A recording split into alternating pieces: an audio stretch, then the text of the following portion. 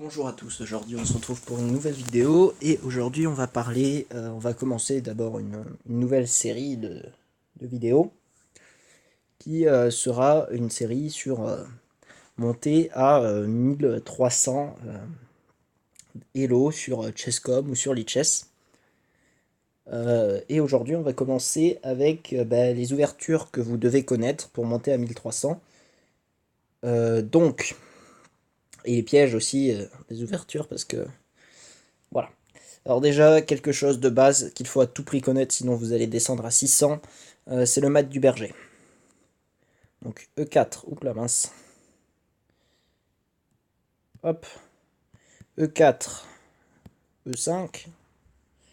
Et là, le joueur joue soit Dame F3, soit Fou C4, soit Dame H5.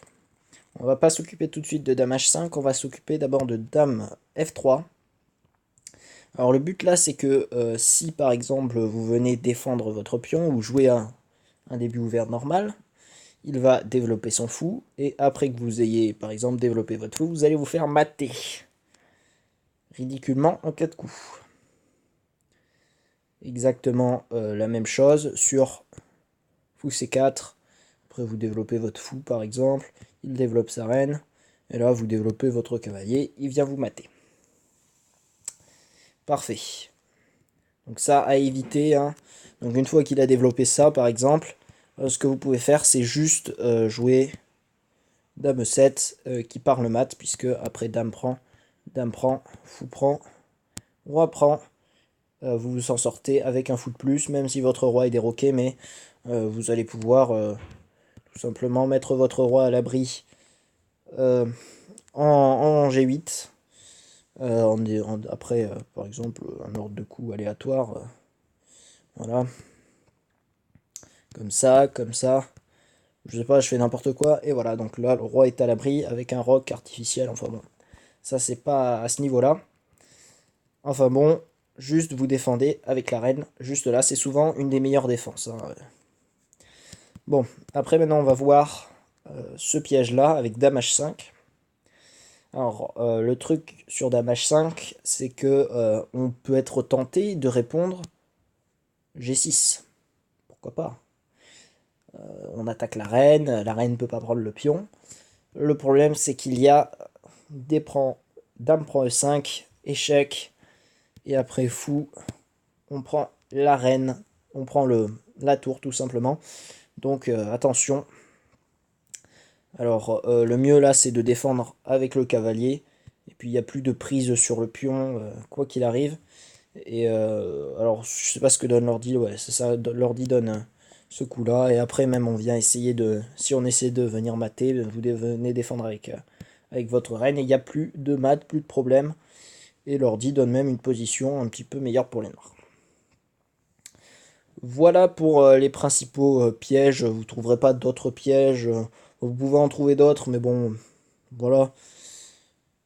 Il y a pas de gros problèmes si vous réfléchissez un petit peu. Normalement, de toute façon, vous allez apprendre tout seul que les pièges. Comment est-ce qu'ils sont, et puis voilà. Alors, bon, maintenant on va passer aux ouvertures. Bon, alors je vais vous apprendre les ouvertures. Voilà, hein. Je vais pas vous apprendre 4-5 cavaliers. Cavalier F3, cavalier C6, espagnol, voilà. Je vais vous apprendre des trucs un petit peu plus difficiles, parce que je suppose que vous connaissez l'espagnol. Bon, si vous connaissez pas, le but c'est de clouer le cavalier, et après à 7 on vient se décaler, et puis là, bon alors, berlinoise, bon, voilà. Bon, alors après il y a aussi l'italienne.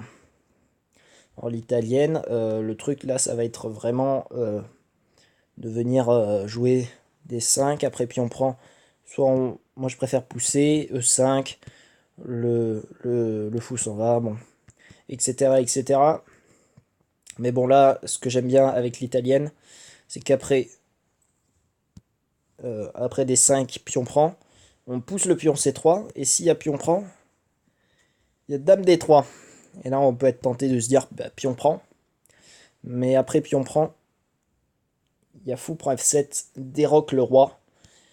Et si le roi s'en va, on prend. Et donc là, ouïe, le roi est déroqué, il est au centre. Il n'est pas très très bien. On va pouvoir lui donner des échecs. On va pouvoir faire un peu ce qu'on veut avec ce roi. Et donc là, c'est pour ça que Stockfish donne la position complètement gagnante pour les blancs. Voilà sur l'italienne ce qu'on fait. Je vous passe rapidement, hein. Qu'est-ce qu'il faut connaître? Bon, bah, pour ça, les blancs, ça devrait aller. Euh, Après, pour les blancs, il y a le gambit-dame, bien sûr, hein. Voilà, les coups du gambit-dame. On vient... Alors là, bon, meilleur cavalier F3, hein. Enfin bon, voilà, hop, on vient pousser le pion, on rock, on pousse le fou, bon, etc., etc. C'est juste un gambit-dame. Donc je vous explique pas comment ça marche, hein, si vous voulez aller voir. Vous cherchez sur internet ou sur YouTube gambit-dame et puis vous allez voir comment ça se joue. Je suis juste là pour vous montrer comment lesquels vous devez apprendre, ce qui ne sera pas le cas des autres vidéos, hein. Les autres vidéos, je vais vraiment vous apprendre. Mais bon là, ça prendrait 20 milliards d'années de tout vous apprendre. Et puis après, bon, on peut peut-être avoir le début réti pour les blancs qu'il faut connaître peut-être avant 1300. Bon, le début réti c'est pas bien compliqué, hein. Voilà, on vient poser le fou en fianchetto. Meilleur, là certainement que C6. Wow. Hop, hop, hop. Je suis les coups de l'ordinateur, hein. Il y a des variantes diverses et variées là-dessus. Et voilà ce que ça donne, la position. Donc c'est une position assez égale, hein. Même si un petit peu à l'avantage des blancs. Vous voyez, après, on va pouvoir jouer tour 1. Tour 1, c'est un motif qu'on retrouve assez souvent, hein, dans pas mal d'ouvertures. Mais bon, on va avoir une position plutôt stable pour les blancs. On va pouvoir peut-être amener le cavalier en E5, où il sera pas trop mal placé. On va pouvoir jouer sur les cases noires. Et puis pourquoi pas, quoi. Voilà pour les blancs, donc à se souvenir, début du pion du roi, gambit-dame, début réti. Puis après, ça devrait être bon, quoi. Je pense pas qu'il y ait vraiment grand chose qu'on voit d'autre. En fait, ce qu'on voit plus, c'est sur les noirs. Après E4. Alors, soit on répond par E5 à ce moment-là, bon, début ouvert, tout à fait normal. Et là, on retombe dans espagnol ou, ou bien italienne. Mais sur E4, on peut aussi jouer défense française. E6, donc franchement, si vous voulez avoir un style un peu offensif, ne jouez jamais ça. Et si pour les blancs, vous voulez avoir un style offensif, ne jouez jamais D3, hein. Franchement, c'est un peu la mort. D5, hop, on pousse. Alors là, il donne la Paulsen Variation, mais bon, bien sûr, on pousse, hein. On avance, on pousse le pion, on fait ça. Voilà, les noirs ont un plan, c'est attaquer le pion. Les blancs défendent le pion. Meilleur fou. Puis on prend. Vous voyez, il y a un petit piège, hein, là-dessus. C'est tout simplement après fou, après pion prend. S'il y a du cavalier prend, on échange tout. Dame prend. Le piège là, c'est fou B5 échec et on récupère la dame de cette manière-là. Donc attention. Bon. Donc voilà, donc ça c'est la défense française. Sicilienne. Hop, hop, hop. On prend. On développe, on développe. Bon, alors là, Najdorf ou Dragon, c'est vous qui voyez. Enfin bref, plein de solutions. Et puis après, sur le cadre, bon, il y a la carocane, hein, bien sûr. Hop, voilà, bon, carocane, c'est plutôt une défense de contre.